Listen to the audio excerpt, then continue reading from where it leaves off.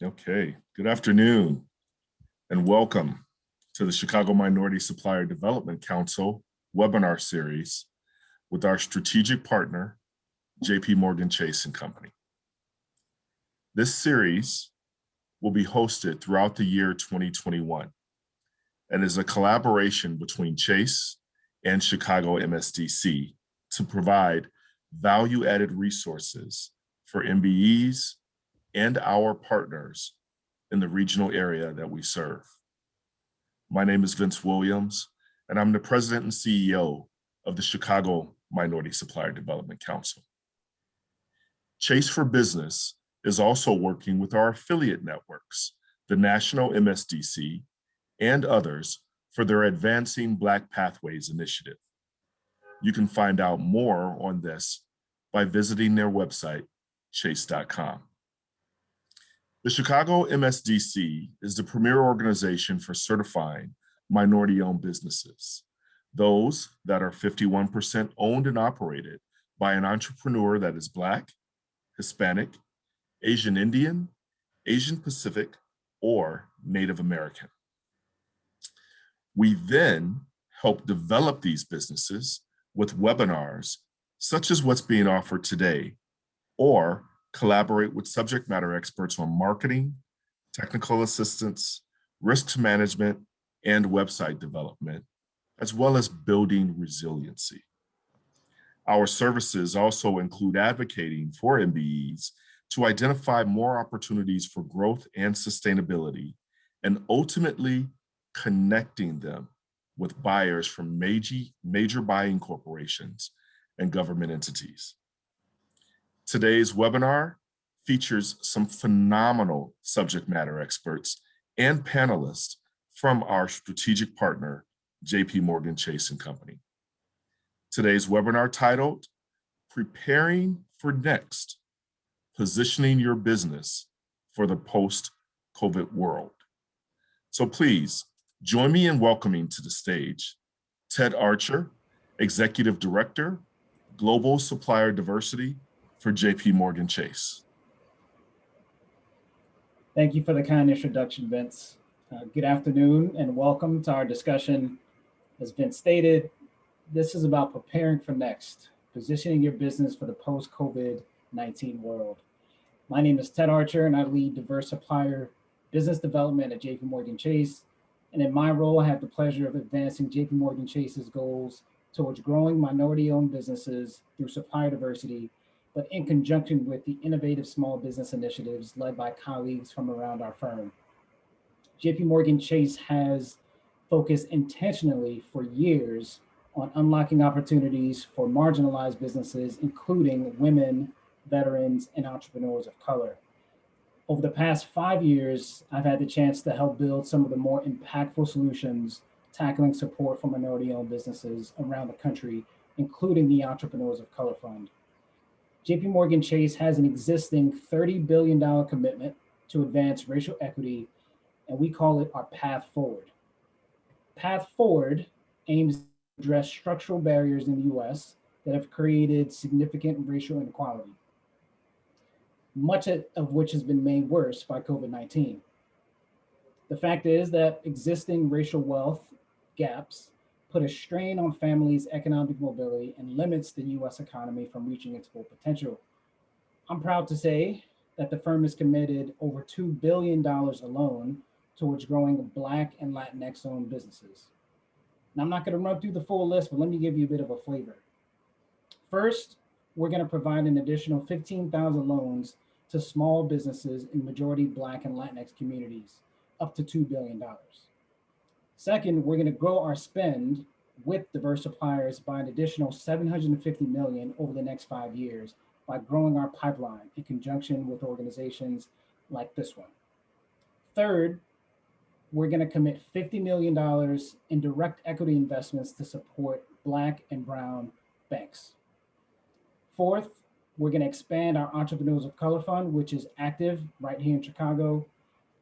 And then last, we're co-investing up to $200 million in a new initiative with Ariel Investments that aims to close the racial wealth gap by investing in middle market businesses that are minority owned or will become minority owned. and forge a new class of Black and Brown entrepreneurs. I'm joined today by two colleagues who are Chicago-based and lead major portfolios at the firm. Curtis Reed, Managing Director and Regional Manager, and Pamela Randall, our Senior Consultant from the Minority Business Program. We're going to dive in for about 35 minutes for discussion, then break into Q&A for the remainder of the time. So let's go ahead and dive in. So I'm going to turn to our panel, but first let me give a little bit of additional context. So what we know to be true, right, is that small businesses everywhere face similar challenges: a lack of access to money, market opportunities, mentors and networks, and what I would call management flex, the ability to pivot, identify where you might need to navigate to start and grow. However, Black and Latinx firms face greater challenges to this access oftentimes than their counterparts. And according to our very own JP Chase Institute, Black and Latinx small businesses are underrepresented among firms that receive substantial external financing, which of course limits opportunities to scale. Many of these challenges are rooted in existing wealth disparity, which only serves to exacerbate barriers to their growth. For example, if Black and Brown households have a median family wealth just 13% and 19% of white households median family wealth respectively.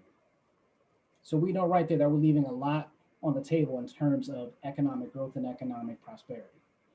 So I wanted to first turn to you, Curtis, with this question. Given what we've experienced and had a first row position in around COVID-19, from your perspective, how has the business landscape changed?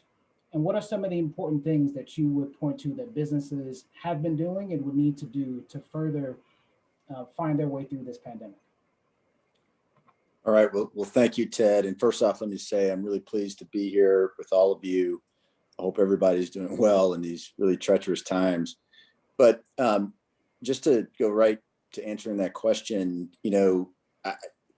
I was around during the financial crisis, which we saw many businesses suffer, many people suffer. This by far has been really challenging for many businesses to navigate. Clearly, if you're a consumer-oriented business, you need consumers usually to walk through your door. And with the inability for consumers to leave their homes, it challenged many businesses. And unfortunately, like we see with just about everything, the pandemic disproportionately impacted minorities, Black and Brown, Latinx, and it did the exact same thing with businesses. Some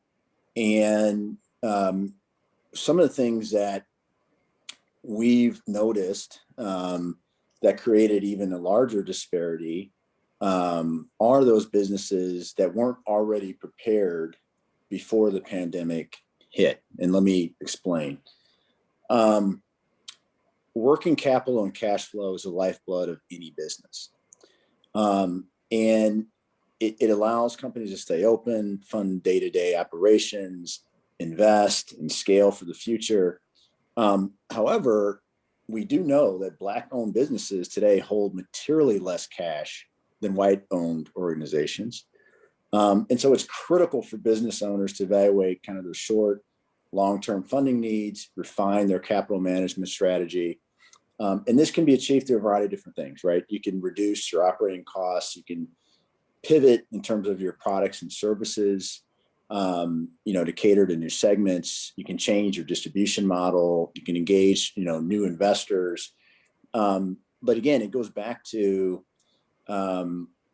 liquidity, good working capital management, which, to the extent that there is something like a pandemic, it'll allow you to not only survive it, but come out the other side stronger.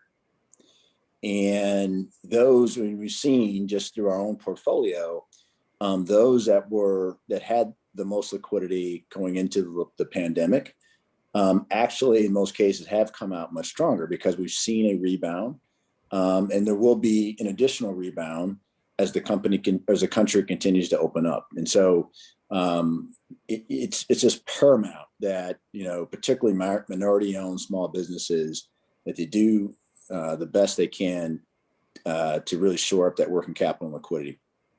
Second thing that we've seen, there was already a trend towards digitization and improved technology even before the pandemic. And obviously we saw that on hyperdrive once consumers could not go out their homes and they couldn't go into stores. So what happened? We saw more digital fluency from consumers, whether that's buying products from a grocery store and having it delivered home, or buying more Amazon. So those companies that already were ahead of the game with digitization flourished. They were already providing access to their consumers in a way to allow them to buy product for them in an easy way. And so if you weren't already ahead of that game, you probably were struggling. And so the lesson is, clearly that is where things are going. And so trying to understand how to look at your business differently, how to access and allow your customers to do business with you differently is paramount. And so if you're not investing in that right now, you should start. The other thing that we saw is ease of access of doing business with your customers also comes with some concerns. Cybersecurity. So, being able to move money around safely, being able to allow your customers to engage with you in a digital way means you also need to invest in technology in order to protect your consumer, protect your business.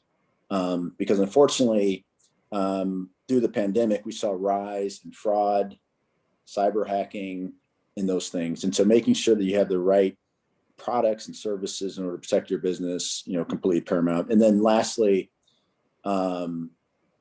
you went from, if you had a business that you had people that was relying on people being in your office, you had a business that went from having business people in the office to no people in the office. So did you have the right resiliency in place in order to accommodate for that? Did you have the ability for your employees to be safe at home while also being able to access what they need in order to transact with your customers? And so, having a good resiliency plan, a good resiliency infrastructure, clearly was important for the pandemic, but it will be just as important going forward, just so that you can continue to run your business regardless of the issues that are happening in the economy. Curtis, you left us with several nuggets there. I feel like I should do a roundup, right? So not only is planning for resilience always an important investment for you to make, but investing in advancing your technological capabilities, but really digitization, payments, ways to adapt in the event that you can't get to your office, your physical locations. Those are all hard lessons that I think many of our small businesses have learned. But you started with the idea that cash is king, right? You're managing cash flow, the ability to have a good handle for what's going in and what's going out is always really vital. But that's not it, right? That's a big piece of the puzzle. And obviously this is a conversation with suppliers, and we know the importance of your business opportunities.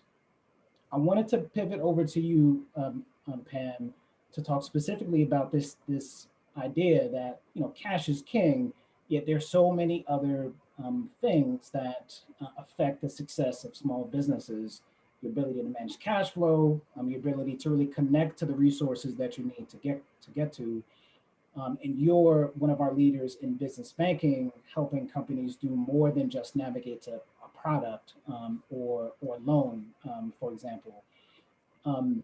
In your view, what are some of those different things? What is the role of mentorship and coaching? Or what are some of those other building blocks that are needed to really navigate towards success? Absolutely. And thank you so much, Ted, and really excited to be a part of this panel discussion as well. Ted, I would actually like to add an additional caveat. So you say cash is king. I actually say cash is queen as well.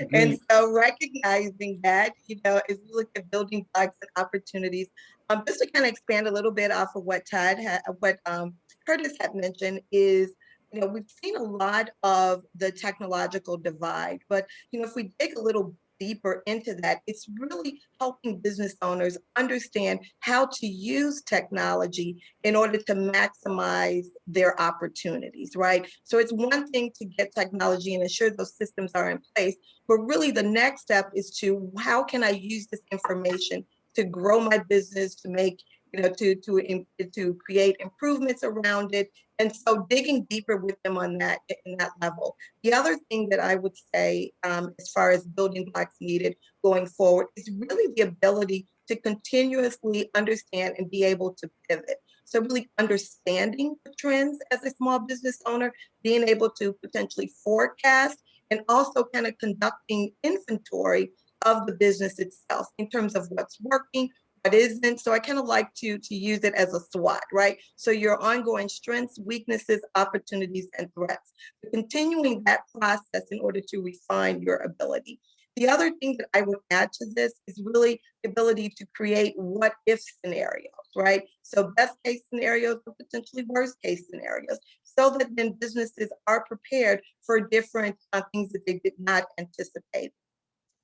The other that I would mention is really around the importance of diversifying your revenue streams, understanding who else can buy your products, who else can utilize your services. And then that way, if one potential area kind of decreases, you're still able to kind of even out your cash flow from that perspective.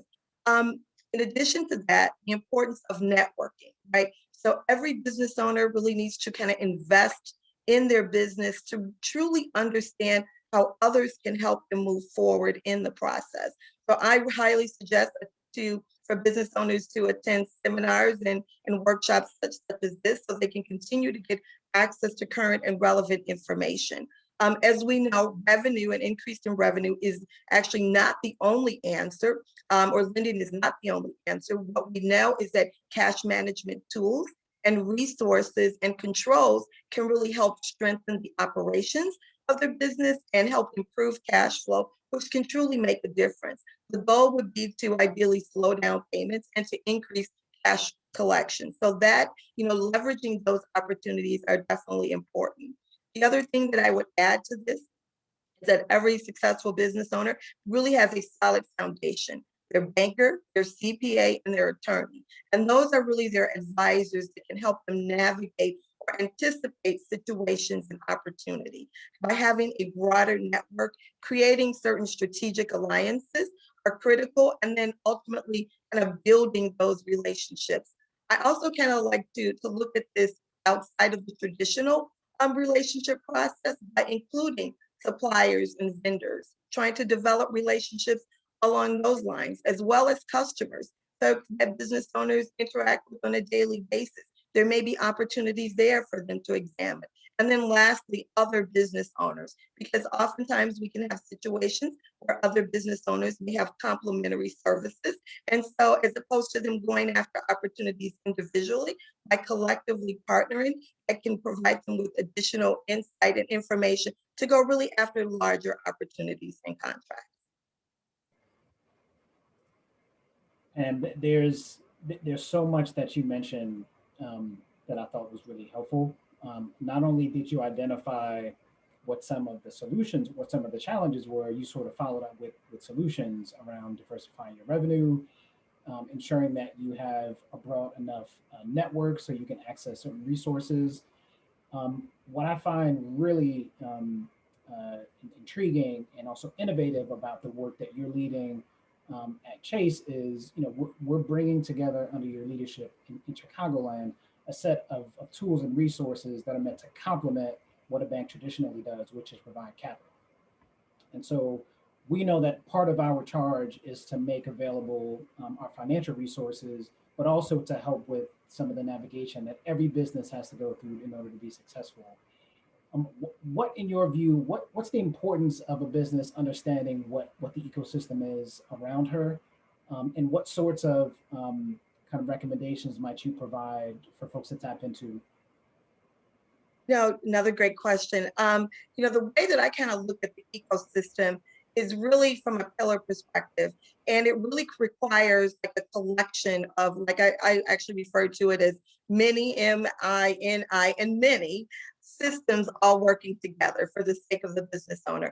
And so leveraging that, obviously small business owners having access to information, to resources, opportunity, and potentially capital to help folks grow their business to size and scope, to hire more folks in the community, to really build this system out is part of the model. In addition to that, the importance of community organizations is critical because these community organizations and nonprofits continue to provide support for small business owners in terms of guidance as well as direction, along with educational institutions that may have specific content related to resources for those business owners in various industries. Really, the third way that I kind of look at this is the combination of financial institutions and really corporate institutions kind of working together in various ways, right? So if we look at minority entrepreneurs, as you mentioned before, we recognize that they tend to have, smaller resources and employ less folks than maybe their counterparts, but really trying to help all businesses work together collectively by leveraging some of the broader initiatives, and not only Chase, but our partners that may stand alongside of us from other organizations within corporate, along with government entities, really can help create a solid ecosystem for business to thrive and ultimately for communities to thrive. So Curtis, let me turn it back over to you because Pam gave us a lot of really great examples around ecosystem and what that means, and how to plug into it. As a leader at JP Morgan Chase, we are also a part of an ecosystem, right? We're part of the ecosystem for business services and business growth, but we're also part of a larger ecosystem of other corporations and other leaders in the community. From your vantage, what more can corporates do to help minority businesses grow? And what's the importance for minority businesses in terms of having a relationship with some of these corporations or having a relationship with a financial professional that helps you sort of understand and navigate, how to tap into some of those resources? Absolutely. I mean, I think we'd be remiss if we didn't call out and recognize that there's just been a systemic barrier, challenge, racial disparity that really has made it challenging for small businesses, minority-owned businesses, to clearly access, the same opportunities that white-owned businesses have enjoyed for some time. And so we just have to really recognize that. And so I think it's the responsibility of corporations to really play a leadership role in that, and in some cases in partnership with government, of making sure that within the community that they operate in, that they are providing those opportunities for minority owned businesses. And so I think what we are seeing today, we're doing it, we're seeing many other corporates doing it, is really a renewed emphasis around supplier diversity. And I'm seeing in Chicago a tremendous amount of energy with other corporations that are also focusing on how they can do more from a supply diversity thing. Let me be clear though, this isn't a new strategy. Supply diversity isn't new. Many companies have been doing it for a long time. We've been doing it for a long time. The difference is coming off of 2020, George Floyd, some of the social unrest. I think the energy for sure is larger in terms of making that additional commitment. But then what I'm also noticing is there's some energy around how do we, as Pam noted, how do we create this ecosystem of support? How do we not only just provide the revenue, but how do we also provide the support? And that support can come in a variety of different ways: capital, resource, mentorship, connectivity. And so I think honestly, I'm impartial, I admit, to Jamie Dimon, but under his leadership on the Business Roundtable a few years ago, he led the charge around corporates really changing the narrative in terms of what their purpose is, beyond just creating value for the shareholder, but having a purpose in the community. And I know at JP Morgan, we take that very seriously. And we're hoping to play a leadership role around coalescing other corporates like-minded that are thinking about the same issue. And, how do we, help be part of the solution? I think it's also important to say, it is going to be incumbent on minority-owned businesses to also play a large role. I've been in banking for 25, 26 years, and I've seen how deals get done. I see the networks. And so I can't really undersell the importance of building your network. And a lot of times these deals, these connections come out of your network. So when we talk about how do we get access to capital, how do we understand how to use certain financial instruments, how do we find equity? A lot of those deals happen, honestly, in the country clubs and some of these, networks that frankly have been really obscure for many minorities. But it's imperative that, if you don't have a network today outside of your community, that you work to build it for the purpose of your business, because that's also going to play a role in that education and that ecosystem in educating you around different products, opportunities, and also helping you in your business. And so I can't emphasize that enough.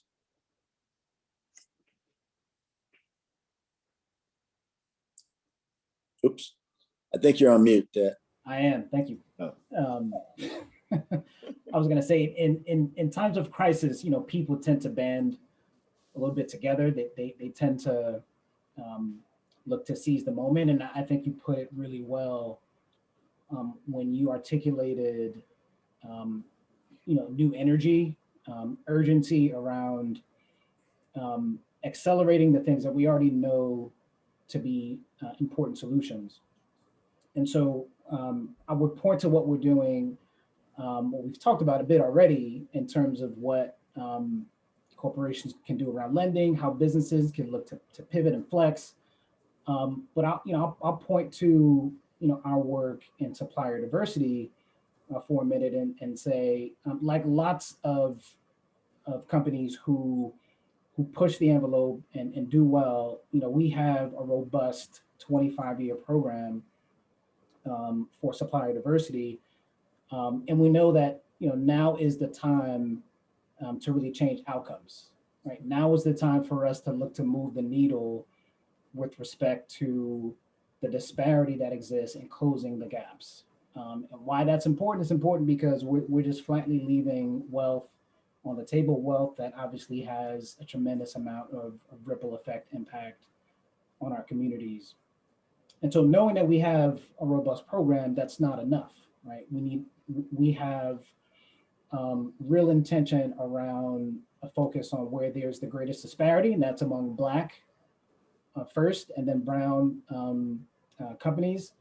But then it's increasing our pipeline and our spend with these companies, many of whom are right in our backyard, right in Chicagoland. And so we're pulling together what makes the work that we do really interesting and unique. We're making the entire firm available, right? So in Pam's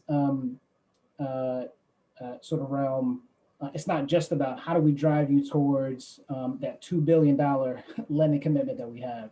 It's how do we make sure that it's right for you and that you're in a position to really grow in a way that that is sustainable and that helps you through what's a difficult time. In my world, it's ensuring that you have a value proposition when you interact with our firm and you're interested in doing business with us. That the goal is for you to navigate your way towards the business opportunity that's right. But along the way, it's also important that you obtain value with respect to resources, either directly from our firm in the form of services and products, or you're able to access those ecosystems that both Pam and Curtis talked a lot about. So I see, as you mentioned, Curtis, these aren't new problems and challenges. I think the way in which we address this and really aim towards changing our outcomes, like that's a piece that we want to sustain for years to come. And so based on this new lens that we have, right, the focus is not just on increasing, towards some sort of a milestone, but it's on racial equity, right? It's on closing the wealth gap. Those are really hard things to do. Like, it's going to take more than just a couple of years of a commitment to do those things. So from your vantage, I'm curious, just going back to you, Pam, for a minute. I'd be curious from your perspective, how you see your ability to not only bring forward many of the tools that you've already shared with this group, but what do you see as some of the next steps for how companies should look to engage in 2021 as hopefully we sort of get through this pandemic? Yeah, definitely. I think that it's really important to help organizations really build their infrastructure and ensure that they have the right tools and resources in place to really help them grow and develop. And one of the things that we've been extremely focused on here is the role of mentorship and coaching and networking, how that really plays into into this particular initiative. And so kind of being a part of the Minority Entrepreneur Initiative here with Chase, we've really been able to provide mentoring support, which is often seen as one-on-one mentoring and conversations with business owners, because one of the things that we know is ensuring that the infrastructure is solid and that resources around mentorship, sponsorship, and allyship are leveraged can be the cornerstone to these businesses' success. We know that mentoring can ultimately help guide and direct businesses and really expand their thought process to look beyond the day-to-day activities of their business and really kind of take a step back to evaluate things from a holistic perspective. And so in addition to that, as we kind of build this out, I also look to broader connections that mentoring and coaching can provide and building on strategic analysis and decisions that can ultimately help these businesses.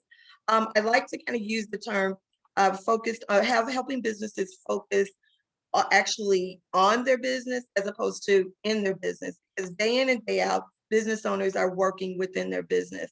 But ultimately, having them kind of take a step back to create strategic connections can help the business grow and develop.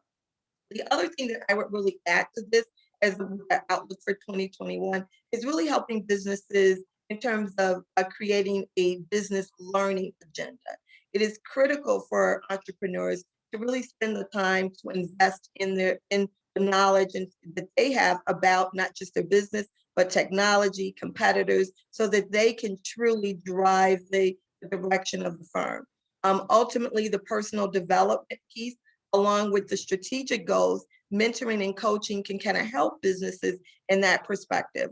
The other thing that I would add to this is really the expert guidance and really unbiased information that this can offer businesses itself. And so the ability to truly expand businesses in terms of from an advice standpoint and partnership perspective, I believe will be critical as we move into 2021 and beyond.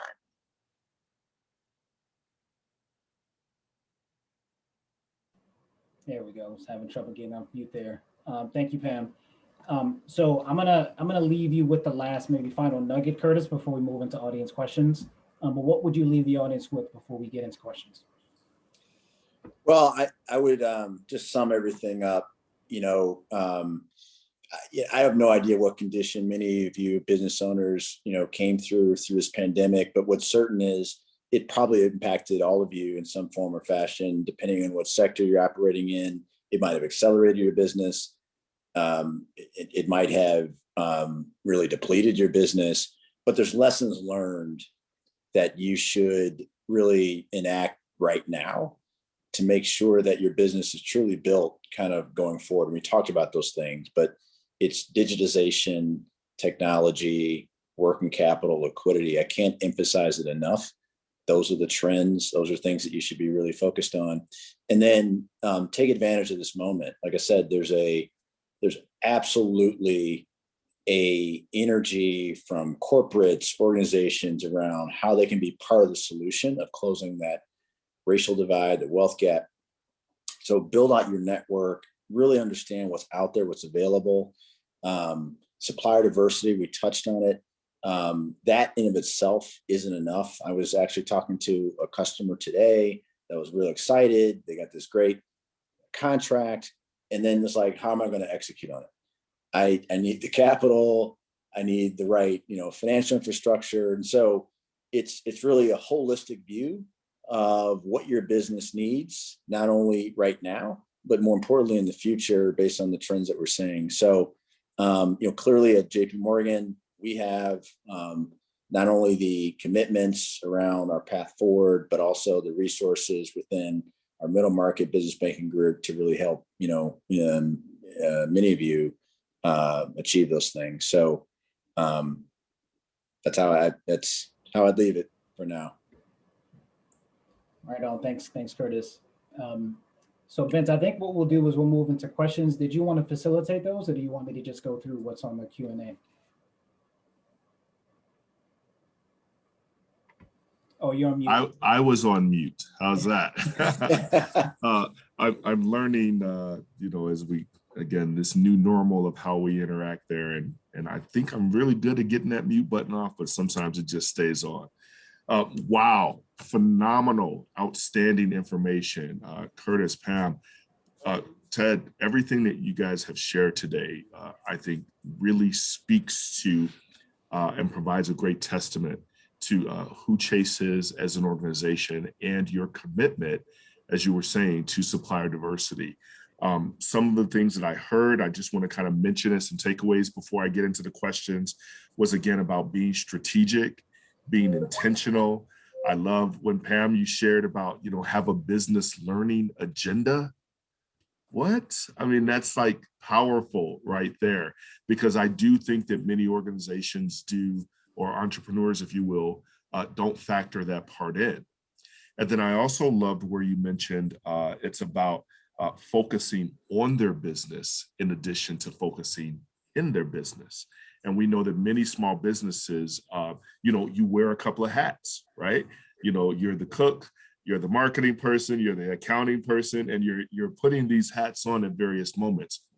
But what I also thought really spoke volumes is, Curtis, when you mentioned that JP Morgan Chase is looking to opening their firm of resources, of your subject matter experts. And that right there is a powerful commitment, an absolute powerful commitment. So thank you all for honestly sharing that to the participants here and those that may see this, later on.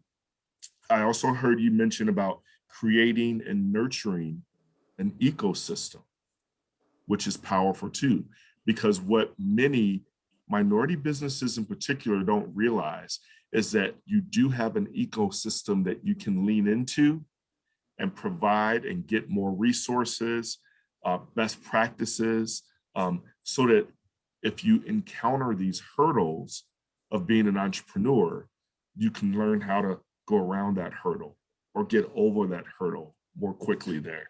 So again, powerful things. I see that we do have a couple of questions in the Q&A there. And this is from Sashi Sin. It says, a majority goal for government contracts of 20 to 35%. Does JP Morgan have similar goals with their primes? Yes, so I can give you what I think is a really kind of forward-looking approach to creating the change that I described. So we, like many big corporations, spend a lot of capital on vendors and have had a supplier diversity program for the past 25 years. But what we've committed to is to increase our net new spending with Black and Latinx suppliers $750 million over the next 5 years. So what that means is we're going to be ramping up, increasing our pipeline, engaging more with you to not only reach that goal, but to grow with you along the way. And so I'm proud to say that we've got a net spending goal that's on top of what we've traditionally done. And we think that that's going to create some real change, change not only for us and how we go about our buying behavior, but really change the ways in which we can grow minority firms. Outstanding. Thank you for that. And I apologize. Yes, Sashi reached out and let me know that they were about minority goals on government contracts. That's what I was missing. Next question, also from Sashi. How can they become a vendor with Chase? Excellent question. So there's one easy way, which is accessing a link that we're going to share with you. We're going to share a resource page in a few minutes that you'll have access to. We're going to send it to you so you have it, and also follow up with some additional questions as to the extent to which this was a helpful session for you. But our pathway, our process for becoming registered as a supplier is really twofold. The first piece is accessing our link and going through the process.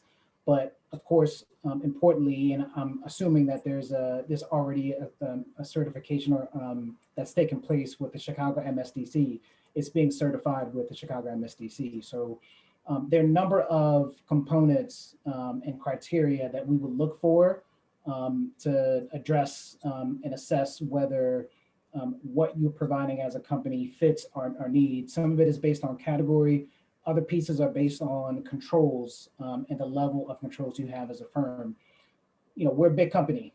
Big companies tend to do business with other big companies. So part of what our charge is assessing and understanding ways in which we can work with you directly as a prime or as a tier 2 sub. And we obviously have lots and lots of prime companies that we work with, tier 1 companies that we work with, that we're encouraging and working with to extend their capabilities and their opportunities to our subs. So it's a combination of directly with us through our website, which we'll make available to you, and also indirectly through what we would consider our gold suppliers. And these are suppliers that are, large companies like a JLL or CBRE that integrate a lot of the work that we do across the country, particularly on the construction side.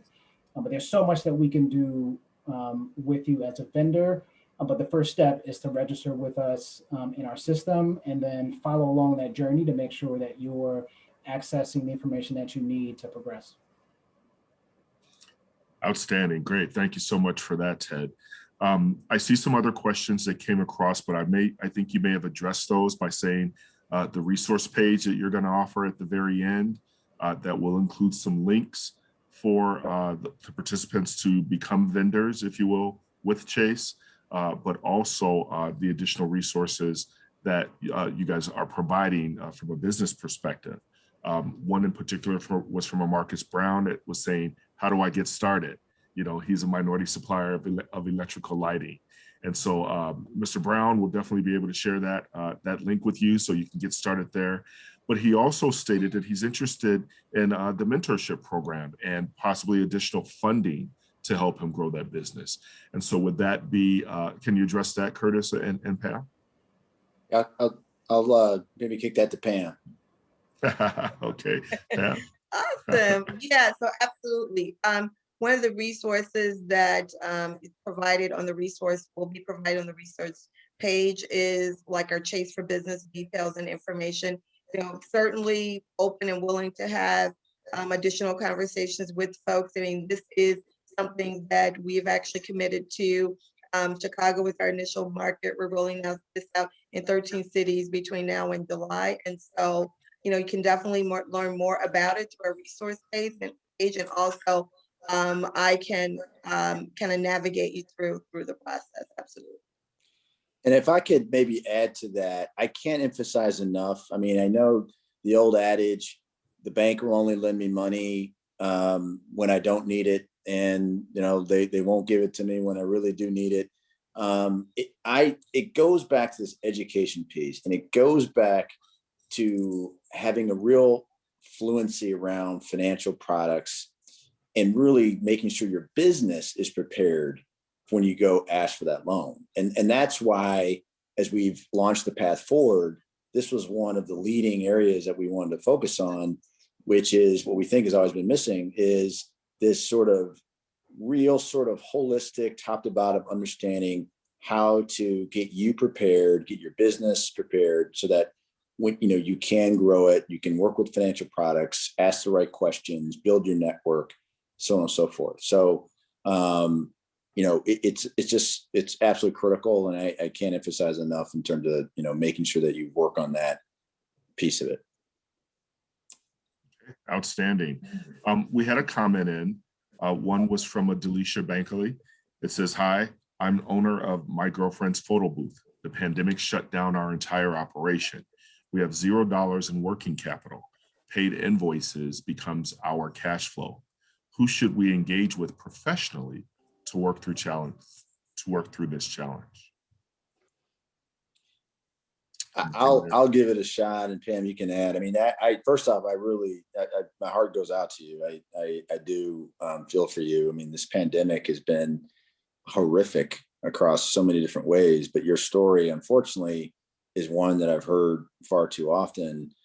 That's probably a longer conversation, frankly, that we would need to spend with you to really get into broader details. Because there are folks out there that, do spend time with businesses to consult them, even beyond what we can do in our services. But we do have, businesses and consultants that do focus on whether it's turnarounds, whether it's, help, stories. And so we can talk, but that feels like an offline conversation. And we'd be happy to have that with you. Okay, outstanding. Pam, did you have some? That there are, kind of the way Curtis started, it's a really tough situation. Being a business is incredibly tough, but there are resources, right? So I think what we shared today is that the ability to kind of pivot and get to resources is so incredibly important. And you now have folks who can help you at least get to a resource. And the question was, who do I need to talk to? And so this was a great first step, or probably not the first step, but a great step in your journey. But keep at it, right? So because there are resources out there, we talked about a few of them, but right there in Chicago, we've been a part of an ecosystem supporting entrepreneurs of color. And so there are a number of folks I'm sure that we could get you to answer some of those specific questions, but it's probably more of an offline, like let's answer some of the specific questions, but we do have resources that I'm sure we could drive you towards. Okay, outstanding. Pam, did you want to add to that? No, I think that it was covered. So yes, definitely an offline discussion. Outstanding. Okay, sounds great. So what I'd love to do is definitely be able to either share your contact information so that some of the attendees will be able to reach out to you directly. Again, such interesting times being able to present like this virtually, right? Where I think if we were in person and we had this panel, live, those organic conversations would definitely start, and business cards would be exchanged, and let's go grab some coffee right now, and talk about that there. So I do appreciate, again, everything that you all are sharing, as well as the participants that are chiming in. I'd like to add, and I'd like to echo it. Looks like there's a comment that came in from Treasure that says, "Thank you, Pam. I really enjoyed all the information you provided, and I have taken great notes on all you said. Just outstanding information and speaks to my business directly and what I do. You provided powerful information and how to focus on the business." And it also states, "Thank you to JP Morgan Chase for this outstanding panel and providing a new way of looking at how Chase is working with minority businesses. Powerful session." Outstanding, Treasure. Thank you. That feels good, right, guys? Yes. Thank you. Yes. Thank you. Yeah, definitely. Really, really great. And then I'm going to go back to a question here, and I'm thinking this may be directed at you, Ted. It's from Amit Patel. It says, "How do you evaluate new vendors? Do you have opportunities or support for professional services, engineering consulting?" We do. So as I sort of started, we're a big company. So our inertia brings us towards other big companies. So part of what we've been able to do in recent years and even in recent months is really pinpoint some of the categories where we know that we have an opportunity to increase our spend. So to some extent, we have a cadre of companies who we've worked with over the years. We're increasing our ability to work with them. Right? These are smaller companies that are going to grow with us as we identify categories where our spend is increasing. And so if you fall in one of those categories, and I think you mentioned engineering, professional Yes. services, we buy professional services. We work with third parties that provide professional services. And so first step, right, get registered, get in our portal. And then the next phase of that would be, assessing your company profile. So understanding your industry NAICS codes, being clear about where your experience and your kind of certifications lie, knowing what your goals are. If you're an engineer, a firm, like how much of your goals include design and build, right? Are you focused on the engineering piece, or are there other areas where you can grow? So we do evaluate our firms and our potential vendor partners by the category, but we're also not bound to those categories in a way where we're not focused on our potential vendor partners. And so our new way of changing outcomes is looking at this as a solution where we can provide shared value to each other. Right? So you are looking to grow, we're looking to grow our spend and increase our capabilities. We should be doing that together. And so the first step for you is to get registered. We'll do an assessment based on that, based on what you provide. And then it may not be today, right? The hope is that it's tomorrow, but even if it's not an opportunity directly with us, we're here to make sure that you're getting value out of engaging with us. And it may be that there are more components in the ecosystem that fit you right now. And so we're going to be around to make sure that you can navigate towards those things. All right, outstanding. And I'd like to share that I noticed, Chase's commitment here in Chicago has been phenomenal. We're seeing a new banking center that's been placed on the South Side in one of the areas that experienced a lot of civil unrest during the summer of 2020. Can you talk a little bit about that and maybe the commitment to the communities that we're serving here as well? Yeah, I guess I'll jump in. So yeah, our path forward commitment was pretty overarching, pretty broad, and it was meant to be that way so it can touch, really the consumer at the most part, which includes, small businesses. And part of that isn't just committing capital. It isn't just saying we're going to give a bunch of money to someone who then's going to give it to someone. We realize that at its core, it starts at really being tied to the community. And we've always strived that as part of our overall mission here in Chicago. I'm fortunate to sit on our market leadership team, and one of our core pillars is making sure we're engaged with the community. But we knew that in order for this $30 billion commitment to really be effective, we have to be engaged with the community. So we said, look, we can't just have a typical branch.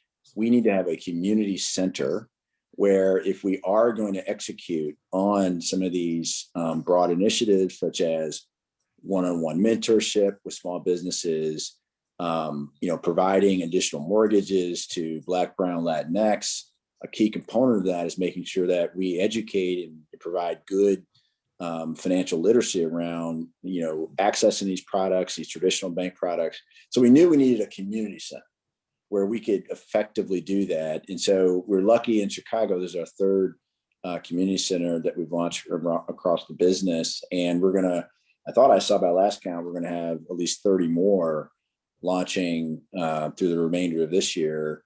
But again, we view as though, even though we're a big bank, and we're not gonna say we're not, we are very much a small bank in the communities that we serve, and we treat it as such. And that's a key area where, we're going to do a lot of the work that we've committed to doing. And I would just add to that, to Curtis's comment, extremely excited about the community center and the building process, right? So we're really looking at this and changing from traditional community banking to community building, right? And the community center is just one aspect of what we're doing. If we look at more broadly in terms of the focus of the community center, now obviously this will be post-COVID, but it is to actually bring organizations and resources into the centers so that meetings can be held, so that potentially small business owners can kind of showcase their wares, for example. And so, we have an extensive initiative around this, and we've actually dedicated resources to support that. As Curtis mentioned, we have a dedicated team of community managers where their sole focus is to work with nonprofit organizations and other key stakeholders in the communities in order to bring the resources to them and to create an open environment for folks to feel welcome in terms of coming into a financial institution. So from my perspective, we're just getting started, right? So I am extremely excited about the work that we will be doing in 2021 and beyond. I love it, Pam. That's phenomenal. And please know that you have a partner here with the ChicagoMSDC to provide more value content in these community centers, be it about certification, additional opportunities that are coming around. So we are there with you, and we're just getting started too. So let's do this. I absolutely love it. I think that answers all of our questions that we had there. Again, some phenomenal feedback. Let's see here. One came in from Peter. It says, how does JP Morgan Chase work with export companies in leading capital for inventory? Well, yeah, I mean, we have a whole cadre of services to help businesses not only export product, but import. We've done a ton of research around this and just surveying our own clients. More and more middle market size and small businesses are becoming global. And so every product and service that we have isn't just something that we want to have on our shelf. We do it because of the needs of our client base. So we're very familiar with providing, whether that's letters of credit, lines of credit to support, export needs. Particularly for minority-owned businesses, we know it's absolutely critical for minority-owned businesses to think globally. And sometimes globally doesn't always mean across the ocean. It means really outside of your community, different markets, different regions of the country. And so we know a lot of times that means additional capital needs. So we're more than well positioned to have those conversations with our clients. And again, another one-off, would be happy to, have that conversation with you directly. Outstanding. Thank you so much, Curtis. And thank you for the question, Peter. I think that's a perfect segue for me to also plug about ChicagoMSDC having our Export Africa center that's here. We have boots on the ground and a lot of initiatives for importing and export with the continent of Africa. And so please reach out to us if there's some additional ways that we can help as far as taking your product or service into the diaspora, if you will. We're right at 1:57. What I'd love to do is to share this resource page now for all of the attendees to screen capture and take advantage of some additional resources that JP Morgan Chase provides for them. And I'm also going to include in the chat the actual links there for the Advancing Black Pathways and some additional resources that JP Morgan Chase provides for becoming a part of their supplier diversity network. This team has been an outstanding and phenomenal conversation. I thank each of you for your time, for the information that you shared. I think that this is a great way for us to really showcase again the capabilities, the commitments that JP Morgan Chase and the ChicagoMSDC have to our business community, particularly our Black, Brown, and Latinx community. So Mr. Ted Archer, Executive Director, Global Supplier Diversity for JP Morgan Chase, thank you. Mr. Curtis Reed, Managing Director and Region Manager here in Chicago for JP Morgan Chase. Thank you. And I would be remiss without saying during Women's History Month, Ms. Pamela Rando, Senior Minority Business Consultant with Chase. Thank you so much for your expertise. Joe Davis, the entire Chase team for all that you all are doing for minority businesses, particularly, again, Black and Latinx businesses. This is phenomenal, and I'm looking forward to this next webinar series that we're created. I'm looking forward to when we can get together again, right? And not necessarily have to do this virtually, but nonetheless, I think we are definitely continuing to share valuable information that these businesses can utilize. And with that, I bid everyone adieu. Thank you.